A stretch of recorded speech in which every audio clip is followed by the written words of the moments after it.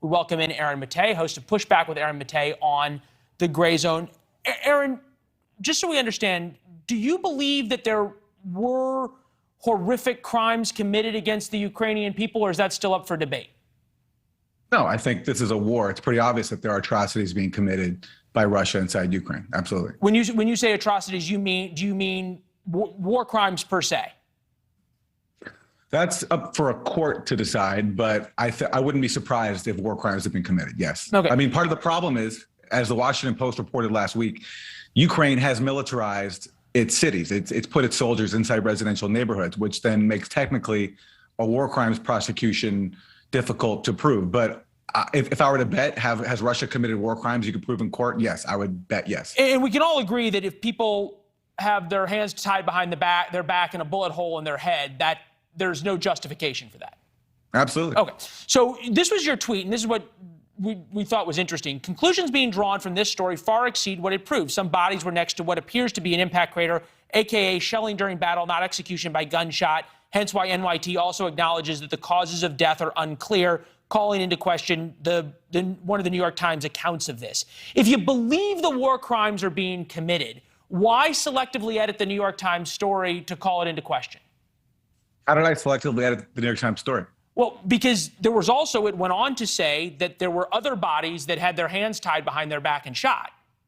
Absolutely. But the problem there is we don't know who shot those people. That's why I also called in that tweet thread for a full investigation. The best thing you can do is get forensic pathologists on the ground to examine the bodies, and that could help determine the manner of death and the cause of death. Isn't that exactly what the Russians wanted in Syria to obfuscate what they did there?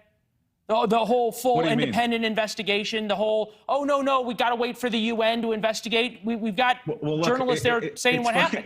It's funny you raise that example because I've covered a very infamous case where, if you want to talk about Syria, in April 2018, Syria was accused of committing a chemical attack in the town of Douma, where dozens of people were found dead. And the U.S., and along with UK and France, without waiting for UN authorization or an independent investigation, bombed Syria in purported retaliation. A year later, the OPCW, after a long investigation, came out with a report that basically aligned with the U.S. narrative that Syria was guilty. But then came an extraordinary series of leaks that I've spent two plus years covering, where the OPCW's actual investigators who went to Douma wrote up a report saying there was no evidence at all of a chemical attack, and their findings were doctored and then censored. So there's actually, when it comes to Syria and an investigation that was done, there was a major cover-up being done to basically falsely blame Syria and whitewash who I think who the real culprits were, which are sectarian death squads on the ground. Right, but we can also agree on the other side. What I'm interested in is why you're so interested in calling into question, say, something that happened in Syria on one side, but your Twitter account is pretty void of, hey, look at all of these bad things that Vladimir Putin's army did, and focus on, oh, we don't know whether these 4 bodies were next to an impact crater. I'm not here to debate the contents of my Twitter account. Okay. But if you want to have this discussion, I'm interested. But you seem very interested in the couple of things that might be good for the Kremlin and not the massive things that aren't. Okay. Well, look, when it comes to the Syria story, I'm concerned with a massive cover-up of a massacre of civilians that was falsely blamed on Syria, if you believe the inspectors whose findings were censored. That has huge geopolitical implications, that a international watchdog such as the OPCW is being compromised to basically justify U.S. airstrikes and U.S.-led sanctions. When it comes to Russia, I'll be very clear. I would not be surprised at all if you could prove that Russia committed war crimes inside Ukraine. My specific objection here was a New York Times story that is now being used by advocates for military intervention in Ukraine, something that I think threatens a nuclear holocaust.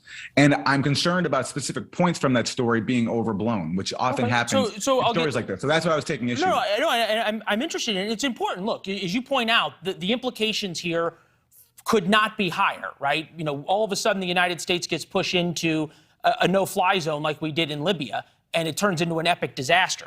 I was there, and you could watch it happen, and everybody was too interested in calling for intervention and nobody ever figured out how does this end, which was not well. And by the way, and too busy believing the claims from U.S. officials who were claiming that there was a genocide that was going to be happening in Benghazi, and that Gaddafi was going to distribute Viagra to his troops to commit mass rape. I was being chased by Gaddafi and being bombed by him, so I will say he was after us. But it's your point's well made that all of a sudden it turned into close air support, and God knows where it went. But like, you think about this. You had the New York Times post that you made a good point about. Fine.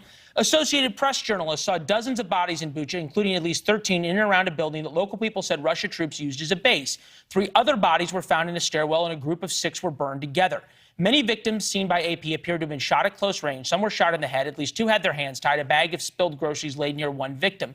Do you worry at all that as a really influential person in America and in the American ecosystem of media, that when you amplify the concerns and the questions that are the same talking points that we hear out of Russia, that it gives them fuel and that they then feed that back into their propaganda machine? I'm concerned by putting out factual information. And the test of that is whether I'm being accurate or not. If I'm not being accurate, which is the job of a journalist, then I'll happily correct myself. But isn't part of accuracy giving the whole story, though? Not just questioning 3 lines, but of course it's giving the whole story. Thing? Of course it's giving the whole story. But look, part of the problem here is this. There's no shortage of reporting on Russian atrocities. There's no shortage of that.